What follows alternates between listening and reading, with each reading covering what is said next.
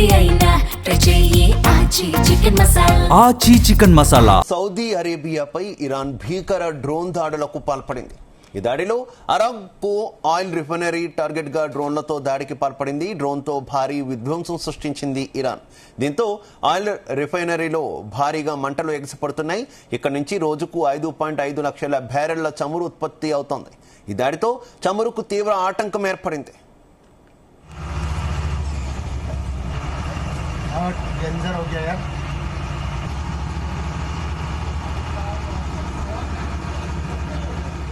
Right, Saudi అరేబియాపై Iran drone దాడులు చేసింది. దీంతో అరామ్కో ఆయిల్ రిఫైనరీపై ఈ డ్రోన్ దాడులు జరిగినట్టయితే తెలుస్తుంది. దీంతో ఇటు ఆయిల్ రిఫైనరీకి కూడా చాలా విఘాతం కలిగినట్టయితే మనకి సమాచారం అవుతున్నటువంటి పరిస్థితి. ఇదే విషయానికి సంబంధించి మరింత సమాచారం మా చీఫ్ న్యూస్ కోఆర్డినేటర్ రాధాకృష్ణ అందిస్తారు.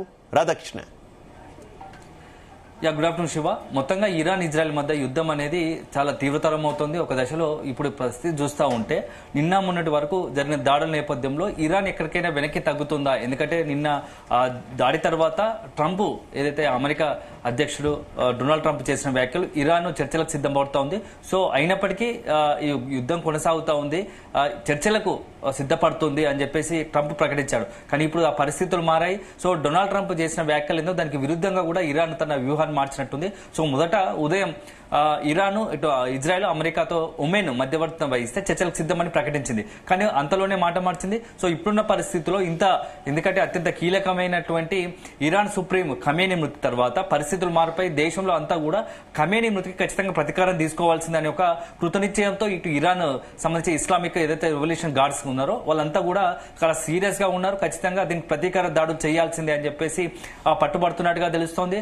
సో దానికి తోడు మొత్తంగా కూడా ఇరాన్ లో ఇప్పుడు ఎక్కడ చూసినా ఇటు మొత్తం ఖమేనీకి సంబంధించి సానుభూతి పరులు కావచ్చు అంతా కూడా అతనికి మద్దతుగా నిలుస్తున్నారు. సో ఖమేనీ మృతికి సంబంధించి పెద్ద ఎత్తున నివాళులు ఇస్తూ అర్పించిన పరిస్థితి కనబడుతుంది. అదే సమయంలో ఇక మనం ఇట్లా ఉంటే కుదరదు, తన పంతం మార్చుకోవాల్సిందే, వ్యూహం మార్చుకోవాల్సిందని చెప్పేసి నిన్న మొన్నటి వరకు ఇజ్రాయెల్ అమెరికాకు సంబంధించినటువంటి టార్గెట్ గా ఇరాన్ బలగాలు దూసుకెళ్తాయి. ఇప్పుడు చాలా వ్యూహం మార్చింది, పంతా మార్చిందని చెప్పవచ్చు. ఈసారి టార్గెట్ గా ఎందుకంటే ఎవరైతే ఇజ్రాయెల్ కు యుఎస్ కు మద్దతుగా నిలబడుతున్నారో ఆ దేశాలను టార్గెట్ గా చేసుకుని ఇరాన్ మొత్తంగా డ్రోన్ల దాడి, వేలాది డ్రోన్లతో దాడి చేస్తోంది. సో ఏ దేశాలు అయితే ముఖ్యంగా గల్ఫ్ కంట్రీస్ కి సంబంధించి టార్గెట్ గానే ఇరాన్ నిన్న మొన్న నుంచి కూడా దాడులు తీవ్రతరం చేసిందని చెప్పవచ్చు. సో అందులో ముఖ్యంగా చాలా స్ట్రాటజిక్ గా పోతా ఉంది. సో దీంట్లో ముఖ్యంగా చూస్తూ ఉంటే ఫస్ట్ ఎక్కడైతే దుబాయ్కి సంబంధించి అరబ్ కు సంబంధించినటువంటి గల్ఫ్ దేశాలకు సంబంధించి ఆర్థికంగా ఉన్నటువంటి వనరులను టార్గెట్ గా చేసుకుని డ్రోన్లతో దాడులు చేస్తోంది. అదే సందర్భంలో అక్కడ ఉన్నటువంటి గల్ఫ్ కంట్రీస్ లో వివిధ దేశాలు మొత్తంగా కూడా బెహ్రెయిన్, లెబనాన్ లాంటి బెహ్రెయిన్ తో పాటుగా ఇటు ఖతార్, కువైట్ లాంటి దుబాయ్ దేశాలకు సంబంధించి అక్కడ ఉన్నటువంటి పౌరులు భవనాలను టార్గెట్ చేసుకుని డ్రోన్లతో పాల్పడుతోంది. సో ఇక మనం కాంప్రమైజ్ అయ్యలేదు. సో ఈ యుద్ధం ఏదో ఒక దారికి తిరగాల్సిందే.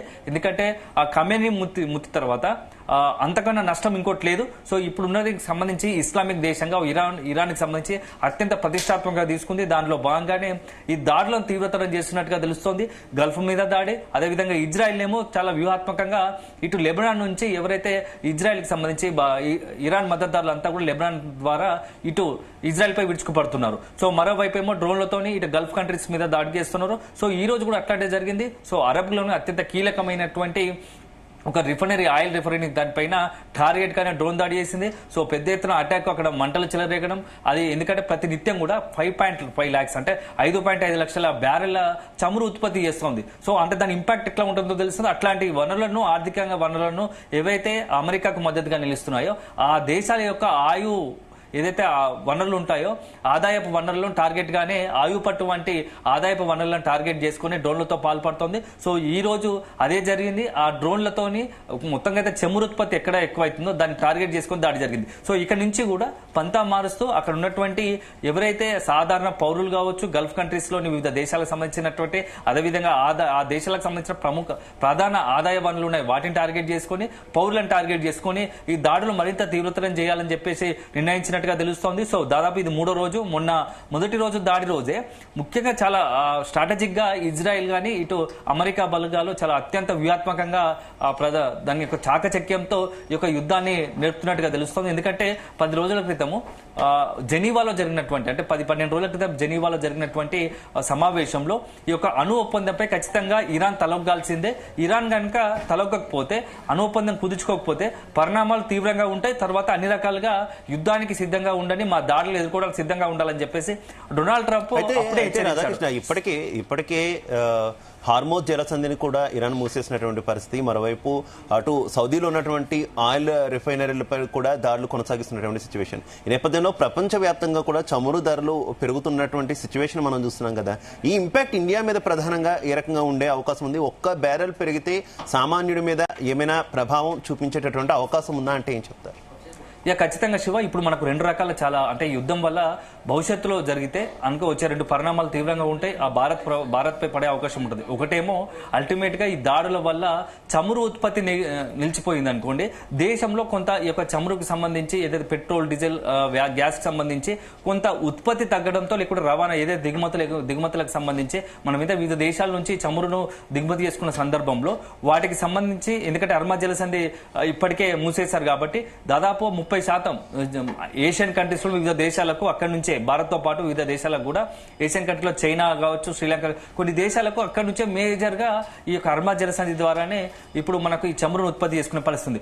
ఇప్పటికే ఇరాన్ ఏదైతే ఖమేనీ మృతి తర్వాత ఈ జలసంధిని మూసివేయడం, అదే సందర్భంలో ఒకవైపు దుబాయ్, ఎక్కడైతే గల్ఫ్ కంట్రీస్ ఆయిల్ సంబంధించి చమురు ఉత్పత్తి ఎక్కడగా ఉంటుందో, చమురు నిల్వలు ఎక్కడ ఉంటాయో ఆ దేశాలను టార్గెట్ చేసుకుని ఇరాన్ ఇప్పుడు డ్రోన్లో దాడి చేస్తుంది. అంటే ఒక రకంగా 2 రకాలుగా, ఒకటి ఏంటంటే దేశంలో చమురు ఉత్పత్తులు ఎంతవరకు ఉంటాయో తెలియని పరిస్థితి. ఎందుకంటే ప్రతినిత్యం మనము వాటి నుంచి దిగుమతి చేసుకుంటాం కాబట్టి దీని ఇంపాక్ట్ ఒకవేళ ఉత్పత్తులు ఇక్కడ చమురు నిల్వ తగ్గిపోవడం ఒక అంశం అయితే, రెండోది ఉన్న వాటికి ధరలు పెరగడం, దానివల్ల ఇంపాక్ట్ సామాన్యులు కావచ్చు, వ్యాపారులు కావచ్చు, ఇదంతా ఒక సైక్లిక్ గా ఉంటుంది. అల్టిమేట్ గా ప్రతిదీ కూడా, ఎందుకంటే వన్స్ కనుక పెట్రోల్, డీజిల్ ధరలు పెరిగితే దానికి సంబంధించి రవాణాగా ఉంటుంది కాబట్టి రవాణా పెరుగుతుంది. దానికి సంబంధించి ఏవైతే ఉంటే ఛార్జీలు పెరగడం, దానికి సంబంధించి నిత్యావసరాల ధరలు పెరగడం, అది ఒకదానికి కూడా చుట్టుముట్టుకొని అల్టిమేట్ గా సామాన్య ప్రజలపై మరింత పెనుభారం పడే అవకాశం ఉంటుంది.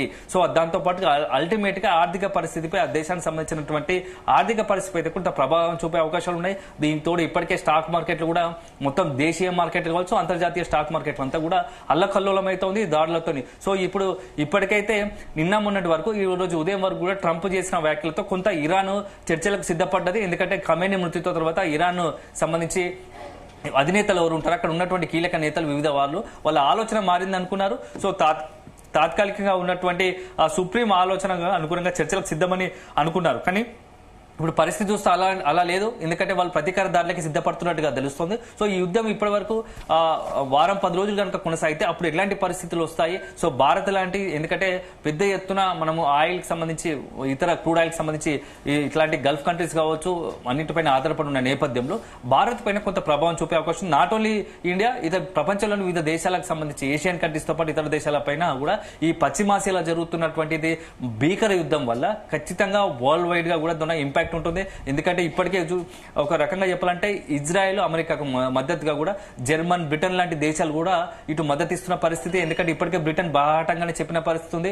తమ అవసరమైతే ఇటు ఇజ్రాయెల్ కావచ్చు, యుఎస్ బలగాలు తమ యొక్క ఎయిర్ బేస్ ను వాడుకోవచ్చు అని చెప్పేసి ప్రకటించిన పరిస్థితి. సో ఇవన్నీ చూస్తూ ఉంటే ఈ యుద్ధం ఇప్పట్లో ఆగట్లేదు. ఎందుకంటే మరోవైపు ఇరాన్ మాత్రం ఖచ్చితంగా ఎంతవరకైనా, ఎందుకంటే ఇంత దూరం వచ్చిన తర్వాత వెనక్కి తగ్గే పరిస్థితి లేదు. ఎందుకంటే మాకు అత్యంత కీలకమైన ఇరాన్ సుప్రీం ఖమేనీ మృతి చెందడం, అదే సందర్భంగా రక్షణ శాఖ మంత్రి అజీర్ నజీర్ జాదే మృతి చెందడం, అదే సందర్భంలో ఎవరైతే మొత్తం ఇరాన్ కి సంబంధించి అన్నికి సంబంధించి ఆర్మీకి సంబంధించి సుప్రీంగా ఉన్నటువంటి అతను కూడా పాక్ పౌర్, ఈ ముగ్గురు మృతి చెందడంతో ఖచ్చితంగా ఇక మనం వెనక్కి దగ్గరం లేదు. సో ఆ ట్రంప్ ఒక రకంగా చర్చలతని పేరుతో ఇక్కడ ఉన్నటువంటి ఇరాన్ కి సంబంధించి సైన్యం యొక్క ఏదైతే ఆత్మవిశ్వాసాన్ని దెబ్బతినేలాగా చేస్తున్నాడు, కానీ ఎట్టి పరిస్థితుల్లో అది కుదరదు.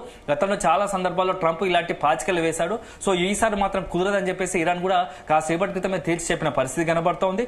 ఇవన్నీ చూస్తూ ఉంటే ఇప్పుడున్న పరిస్థితుల్లో మాత్రం ఇక యుద్ధం కొద్ది రోజులు కొనసాగే అవకాశం ఉంది. ఈ కొనసాగితే మాత్రం ప్రపంచ దేశాల మీద ఏదో రకంగా దీని ప్రభావం ఖచ్చితంగా పడుతుంది. సో దీనికి తోడు ఇక మొత్తం కూడా అంతర్జాతీయంగా చాలా మంది, ఎందుకంటే ప్రయాణికులకు సంబంధించి చెప్తాను, ముఖ్యంగా ఇప్పుడు భారత్ నుంచే నిత్యం వందలాది వేలాది విమానాలు వివిధ దేశాలకు, యూరోపియన్ కంట్రీస్ కు ఇతర దేశాలకు వెళ్లే పరిస్థితి. ముఖ్యంగా గల్ఫ్ కంట్రీస్ కావచ్చు, అదే సందర్భంగా యూరోపియన్ కంట్రీస్ కు వెళ్ళాలంటే త్రూ గల్ఫ్ కంట్రీస్ సందర్భంగా కాబట్టి సో మొత్తం కూడా విమానాల రద్దు, ప్రయాణికులు ఎక్కడికెక్కడ చిక్కుకుపోయారు. సో అనేక ప్రయాణాలు వాయిదా పడ్డ పరిస్థితి, విమానాలు రద్దయిన పరిస్థితి కనబడతా ఉంది. దీనికి తోడు అంటే ఇటు దుబాయ్ లాంటి గల్ఫ్ కంట్రీస్ తో పాటు ఇరాన్, ఇజ్రాయెల్ కూడా వేలాది మంది, దాదాపు 1,00,000 మందికి పైగా లక్షలాది మంది భారతీయులు కూడా అక్కడ నివాసం ఉంటున్న పరిస్థితి. ఎందుకంటే విద్యారీత్యా కావచ్చు, ఉద్యోగం రీత్యా కావచ్చు, ఉపాధి రీత్యా కావచ్చు అక్కడికి వెళ్ళిన పరిస్థితి. వాళ్ళందరి పరిస్థితి కూడా ఇప్పుడు కొంత ఆందోళనకరంగా ఉంది.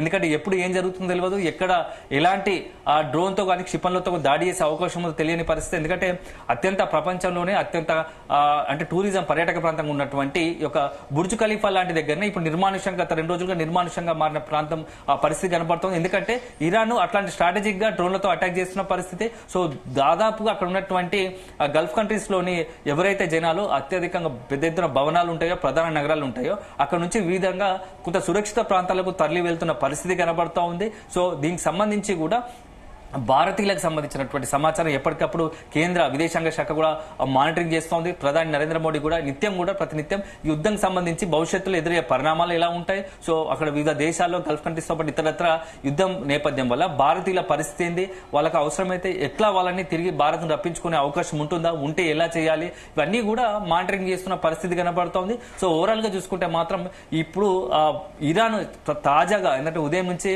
తన స్ట్రాటజీ మార్చింది. మొత్తంగా ఇజ్రాయెల్ సంబంధించి ఇజ్రాయెల్ అమెరికా కాకుండా చాలా వ్యూహాత్మకంగా ఎవరైతే ఈ 2 దేశాలకు, ఇజ్రాయెల్ కు యుఎస్ కు సహకరిస్తున్నారో గల్ఫ్ కంట్రీస్ లోని ప్రధాన ఏదైతే మిగతా దేశాలకు సంబంధించి టార్గెట్ గా చేసుకుని కువైట్, ఖతార్ ఇవన్నిటి దేశాలకు సంబంధించి వాటి అన్నిటిపైన కూడా ఏక మొత్తంలో డ్రోన్లతో దాడి చేస్తోంది. సో ఈసారి ఖచ్చితంగా ఎవరైతే దానికి సంబంధించినటువంటి ఈ యొక్క ఆదాయపు వనరులు ఉంటాయో, అయితే వనరులను టార్గెట్ చేసుకొని, ఎందుకంటే చమురులు కాబట్టి వాటిని టార్గెట్ చేసుకోవడం, కీలకంగా ఉన్నటువంటి ప్రాంతాలను టార్గెట్ చేసుకొని, భవనాలను టార్గెట్ చేసుకొని, పౌరులను టార్గెట్ చేసుకొని, ఇలా 3 రకాలుగానే ఇప్పుడు డ్రోన్ల దాడి జరుగుతోంది. సో అల్టిమేట్ గా ఇది చూస్తూ ఉంటే సో భవిష్యత్తులో రాబోయే ఈ 2-3 రోజుల ఈ యుద్ధంలో చాలా అత్యంత కీలక పరిణామాలు సంభవించే అవకాశం ఉంది. ఎందుకంటే ఈ యుద్ధ ప్రస్తుతం కొనసాగుతున్న తీరు ఒక సందేహం అయితే వ్యక్తమవుతున్నటువంటి పరిస్థితి, యుద్ధం ప్రారంభమైనటువంటి చాలా స్వల్ప వ్యవధిలోనే ఇరాన్ సుప్రీం లీడర్ అయినటువంటి అయాతుల్లా అల్ ఖమేనీని అయితే టార్గెట్ చేసి చంపేసినటువంటి సిచ్యువేషన్.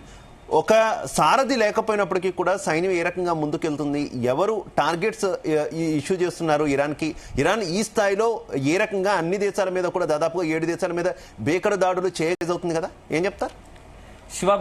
దీనికి సంబంధించి చాలా, ఎందుకంటే ఖమేనీ మృతికి ముందే చాలా వ్యూహాత్మకంగా ఇరాన్ ప్రదర్శించింది. దానికి చిన్న ఉదాహరణ ఏంటంటే గత ఏడాది 2025 జూన్లో కూడా ఇట్లాంటి యుద్ధ పరిస్థితి వచ్చినప్పుడు ఖమేనీ బంకర్లో తలదాచుకున్నప్పుడు తాను మృతి చెందితే పరిస్థితి ఇప్పుడు కానీ భవిష్యత్తులో కానీ తను ఒకవేళ గనక తనపై ఇజ్రాయెల్ కావచ్చు, అమెరికా బలగాలు దాడి చేసి నన్ను అంతమొందిస్తే తదుపరి ప్లాన్ సిద్ధంగా ఉండాలి. ఎందుకంటే ఒకవైపు నేను మన ఇరాన్ కోసం పోరాడుతున్నా కాబట్టి ప్రతి ఒక్కరు కూడా తనలాగే ఆలోచించాలి, నాలాగే ఆలోచించాలని చెప్పేసి అత్యంత నమ్మకస్తులైనటువంటి ఒక టీమును ఖమేనీ ఏర్పాటు చేశారు. అయితే ఇక్కడ జరిగిన చిన్న పొరపాటు ఏంటంటే ఖమేనీ, ఇజ్రాయెల్, అమెరికా ఏదైతే స్ట్రాటజిక్ గా ఈ వ్యూహాత్మకంగా పన్నిందో ఆ వలలో పడినట్టుగా తెలుస్తోంది. ఎందుకంటే జెనీవాలో ఒకవైపు అణు ఒప్పందానికి సంబంధించి ఖమేనీకి సంబంధించి ఇరాన్ కు కొంత ట్రంప్ హెచ్చరిక జారీ చేసినప్పుడు దాన్ని పసిగట్టలేకపోయినట్టుగా తెలుస్తోంది. ఎందుకంటే ఒకవైపు ఏమో 10 రోజుల్లో యుద్ధం దాడి చేస్తారని చెప్పేసి చెప్పిన ట్రంప్ చాలా వ్యూహాత్మకంగా ముందుగానే అమెరికాకు ఇజ్రాయెల్ బలగాలు సిద్ధమయ్యాయి. ఎక్కడ ఉంటున్నా అంటే గత కొద్ది రోజులుగానే ఖమేనీకి సంబంధించినటువంటి మొత్తంగా కూడా ఖమేనీకి ఉన్నటువంటి ప్రతిదీ మూవ్మెంట్ చాలా కీన్ గా అబ్జర్వ్ చేస్తున్నట్టు పరిస్థితి కనబడుతుంది. సో ఖమేనీ ఎక్కడెక్కడ సమావేశం అవుతున్నాడు, ఎక్కడ ఎలాంటి మీటింగ్స్ పెడుతున్నాడు అనేది ప్రతి నిమిషం కూడా మానిటరింగ్ చేస్తున్న పరిస్థితి. సో దాన్ని ఆధారంగా చేసుకుని, దాన్ని టార్గెట్ గా చేసుకుని ఖమేనీకి సంబంధించినటువంటి ప్రతి మూవ్మెంట్ ను చాలా అత్యంత చాకచక్యంగా పసిగట్టారు. సో అవకాశం దొరికింది కాబట్టి ఎలాగో ట్రంప్ హెచ్చరించాడు, జెనీవాలో అణు ఒప్పందానికి సంబంధించినటువంటి యొక్క భవిష్యత్తులో మీరు అణు ఒప్పందాన్ని కుదుర్చుకోకపోతే దాడులు చేస్తామని చెప్పాడు కాబట్టి దానికి అనుగుణంగానే నిన్న ఒక్కసారిగా మొన్న విడుచుకుపడ్డాడు. సో ఒకవైపు ట్రంప్ వార్నింగ్ ఇచ్చిన నేపథ్యంలోనే ఖమేనీ తన అత్యంత రక్షణ శాఖ మంత్రి కావచ్చు, ఈ యొక్క మొత్తం గార్డ్స్ తో అత్యంత కీలకమైనటువంటి ఇరాన్ కు సంబంధించినటువంటి ఇరాన్ రెవల్యూషనరీ కార్ప్స్ సంబంధించి గార్డ్స్ తో మీటింగ్ అవుతున్న క్రమంలో నెక్స్ట్ మనం వ్యూహాత్మకంగా వెళ్లాల్సి ఉంటుంది. ఎందుకంటే ఎనీ టైంలో ఇటు ఇజ్రాయెల్ అమెరికా మన మీద దాడికి పాల్పడే అవకాశం ఉంటుంది కాబట్టి సో దానికి సంబంధించి మనం ఒక స్ట్రాటజిక్ మీటింగ్ ఏర్పాటు చేసుకుని అట్లాంటి ఎదురు దాడికి ఖచ్చితంగా దాడి ఉంటుంది, దానికి ఎదురు దాడి చేయాల్సి వస్తుంది. జర కొన్ని వ్యూహాలు పన్నాలని సో కొంత వాళ్ళకి గైడ్ చేయాలనుకున్నాడు, కానీ అదే ముప్పు వచ్చింది. సో ఆ మీటింగ్ ఉన్న క్షణంలోనే ఒక్కసారిగా దొరికిందే అవకాశంగా ఒక్కసారిగా 30 క్షిపణులతో 30 మిజైల్స్ తో ఎక్కడైతే మొత్తంగా ఇరాన్ కి గుండెకాయ లాంటిది మొత్తం ఆ ఎంటైర్ ఇరాన్ దేశానికి సంబంధించి అత్యంత సెక్యూరిటీ జోన్ గా భావించినటువంటి ఖమేనీ ఉంటున్నటువంటి ఒక కార్యాలయం పైనే మొన్న ఒక్కసారిగా 30 క్షిపణులతో క్రూయిజ్ క్షిపణులతో ఇజ్రాయెల్ విరుచుకుపడింది. సో దీంతో మొత్తంగా కూడా ఇటు ఖమేనీతో పాటు రక్షణ శాఖ మంత్రి అదేవిధంగా పాక్ పౌర్ అనే మొత్తం కూడా ఎవరైతే కమాండర్ చీఫ్ ఉంటాడో అతను కూడా మృతి చెందింది. దాంతో పాటుగా మరొక 48 మంది ఇంక్లూడింగ్ వీళ్ళ ముగ్గురుతో కలుపుకొని 48 మంది అత్యంత కీలకమైన వాళ్ళు మృతి చెందిన పరిస్థితి. సో ఒక చిన్న ఏదైతే స్ట్రాటజిక్ లోపంతో జరిగిన ముప్పు ఇరాన్ కి సంబంధించి సుప్రీం కోల్పోయిన పరిస్థితి. ఇక దాని తర్వాత కూడా నెక్స్ట్ ఇరాన్ ఇట్లాంటి భవిష్యత్తులో ఇట్లాంటి ఖమేనీకి సంబంధించి కావచ్చు ఇతరత్ర ఇట్లాంటి పరిస్థితులు ఎదురవుతాయని ముందే ఊహించి సెకండ్ స్టెప్ ఒక వ్యూహాత్మకంగా ఇప్పుడు ఖమేనీ మృతి చెందితే తర్వాత ఏం చేయాలో కూడా భవిష్యత్తుకు అనుగుణంగానే ప్లాన్ చేసుకున్నట్టుగా తెలుస్తోంది. సో దాంట్లో భాగంగానే ఇప్పుడు జరుగుతున్న దాడులు మనం ఆ రకంగా చూడాల్సి ఉంటుంది. ఎందుకంటే ఖమేనీ మృతి తర్వాత ఇప్పుడు తాత్కాలికంగా ఉన్నటువంటి సుప్రీం కావచ్చు ఇతరత్ర అక్కడ ఉన్నటువంటి, ఎందుకంటే ఇరాన్ రెవల్యూషనరీ గార్డ్స్ చాలా అత్యంత కీలకమైనది. దాదాపు 1970s నుంచి 80s నుంచి ఇది చాలా యాక్టివ్ గా పనిచేస్తుంది. దాదాపు దీనికి 6 లక్షల సైన్యం ఉంది, ఈక్వల్ టు ఇరాన్ సైన్యంతో పనిచేస్తున్న నేపథ్యంలో వీళ్ళు మొత్తంగా కూడా ఇస్లాంకి సంబంధించి ఇస్లాం మత దానికి అనుగుణంగానే పనిచేస్తారు. ఇరాన్కి సంబంధించి దేశానికి సంబంధించి ఇస్లాంకి సంబంధించి అత్యంత కీగా ఉంటూ పనిచేస్తున్నారు కాబట్టి ఎట్టి పరిస్థితుల్లో వీళ్ళు కాంప్రమైజ్ అయ్యే పరిస్థితి లేదు. ఒక రకంగా వీళ్ళంతా కూడా ప్రతీకార దాడులకు ఖమేనీకి సంబంధించినటువంటి కౌంటర్ అటాక్స్ సిద్ధపడుతున్నట్టుగా తెలుస్తోంది. దాంట్లో భాగంగా ఇప్పుడు జరుగుతున్న వరుస డ్రోన్లు దాడులు గల్ఫ్ కంట్రీస్ మీద దాడులను దాంట్లోనే మనం చూడాల్సి ఉంటుంది. Shiva right, okay, thank you Radhakrishna.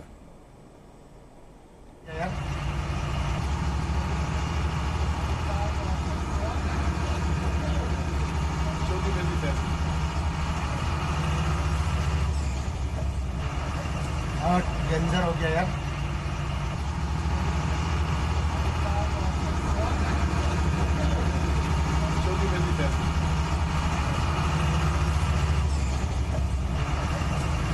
Danger हो गया यार.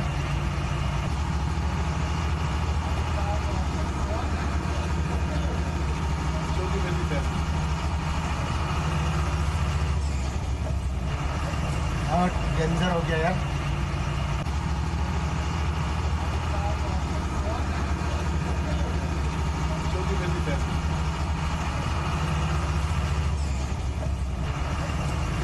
डेंजर हो गया यार.